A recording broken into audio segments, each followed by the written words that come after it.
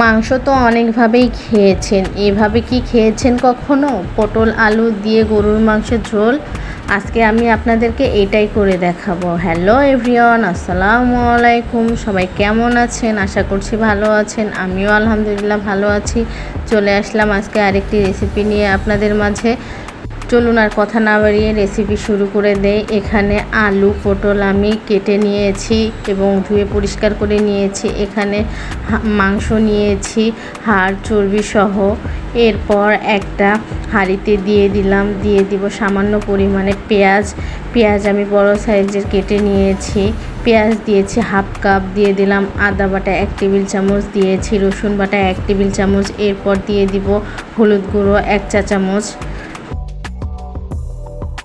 এরপর দিয়ে দিব মরিচ গুঁড়ো 2 চা চামচ। মরিচটা আপনারা আপনাদের পছন্দ অনুযায়ী দিয়ে দিবেন।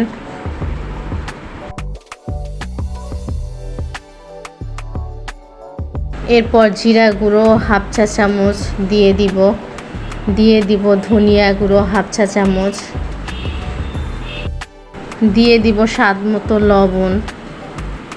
এরপর দিয়ে দিব আস্ত কিছু মশলা। দিয়েছি সাদা এলাচ 3টি, কালো এলাচ 2টি, দারুচিনি 2টি, লবঙ্গ 4টি, কালো গোলমরিচ কয়েকটি, 2টে তেজপাতা। এরপর দিয়ে দিব রান্নার তেল। এখন সব কিছু ভালোভাবে মিশিয়ে নিব মাংসর সঙ্গে।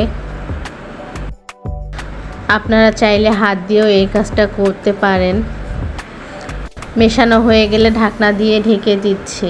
আমি এক্সট্রা কোনো পানি ব্যবহার করিনি। মাংস থেকে যেটা পানি বের হবে এইটা দিয়েই কষিয়ে নিব। ফিরে আসলাম 5 মিনিট পর। দেখুন মাংস থেকে কতটা পানি বের হয়েছে। আমি সব কিছু ভালোভাবে আবারও নেড়ে ছেড়ে দেওয়া হয়ে গেলে আবারও ঢাকনা দিয়ে ঢেকে দিব পানি শুকানো পর্যন্ত। দেখুন পানিটা আমার শুকিয়ে গিয়েছে। এ পর্যায়ে আমি মাংসটা ভালোভাবে কষিয়ে নিব।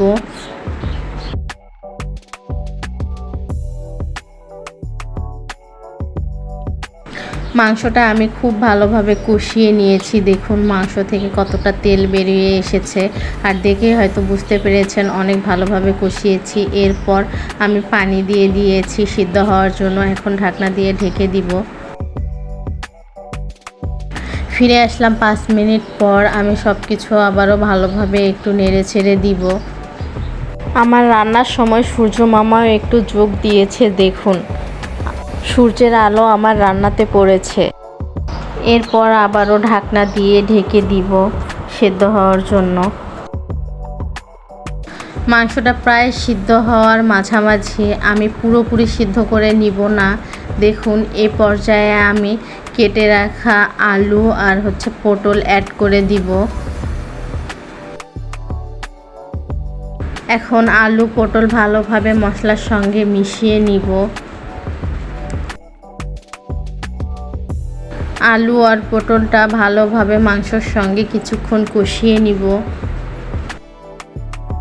চুলার জাল আমি লোতে রেখে দিয়েছি, কারণ কষানোর সময় হাই হিটে যদি জাল করি তাহলে নিচে লেগে যাওয়ার সম্ভাবনা থাকতে পারে। দেখুন আমি খুব ভালোভাবে কষিয়ে নিয়েছি। কালারটা কতটা সুন্দর এসেছে দেখে হয়তো বুঝতে পেরেছেন। এই পর্যায়ে আমি অ্যাড করে দিব পানি। ঝোলের জন্য যে যতটুক ঝোল রাখবেন সেই অনুযায়ী পানি দিবেন। এখন সব কিছু ভালোভাবে নেড়ে ছেড়ে দিয়ে ঢাকনা দিয়ে ঢেকে দিব। আপু এবং ভাইয়াদের কাছে একটা রিকোয়েস্ট, যারা এখনও আমার ইউটিউব চ্যানেলটি সাবস্ক্রাইব করেননি প্লিজ আমার ইউটিউব চ্যানেলটি সাবস্ক্রাইব করে দিবেন এবং পাশে থাকা বেল আইকনটি প্রেস করে রাখবেন। এতে করে আমি যখনই ভিডিও ছাড়ব সঙ্গে সঙ্গে নোটিফিকেশন পেয়ে যাবেন। আর যারা ফেসবুক থেকে দেখছেন অবশ্যই ফেসবুক পেজটি ফলো দিয়ে শেয়ার করে রাখবেন। আমার রান্নাটা প্রায় হয়ে গিয়েছে। আমি এই পর্যায়ে আর ঢাকনা দিব না, আর সামান্য পরিমাণে ঝোলটা কমিয়ে নিব। সামান্য পরিমাণে অ্যাড করে দিলাম ভাজা জিরে গুঁড়ো। দেখুন ঝোলটা আমার কমে গিয়েছে। এ পর্যায়ে চুলা অফ করে দিয়ে নামিয়ে নিব। চলুন আপনাদেরকে পরিবেশন করে দেখাই। দেখুন কত সহজে পটল আলু দিয়ে গরুর মাংসের ঝোল করে ফেললাম। আপনারা চাইলে এইভাবে বাসায় ট্রাই করবেন, ভীষণ মজার হয়েছে খেতে। এই রেসিপি ফলো করে কেউ যদি ট্রাই করেন অবশ্যই আমাকে কমেন্ট করে জানাতে ভুলবেন না আপনাদের কেমন লেগেছে। আজকে এই পর্যন্ত, আবারও অন্য কোনো ভিডিও নিয়ে আপনাদের মধ্যে চলে আসবো। সেই পর্যন্ত সবাই ভালো থাকবেন, সুস্থ থাকবেন। আল্লাহ হাফেজ।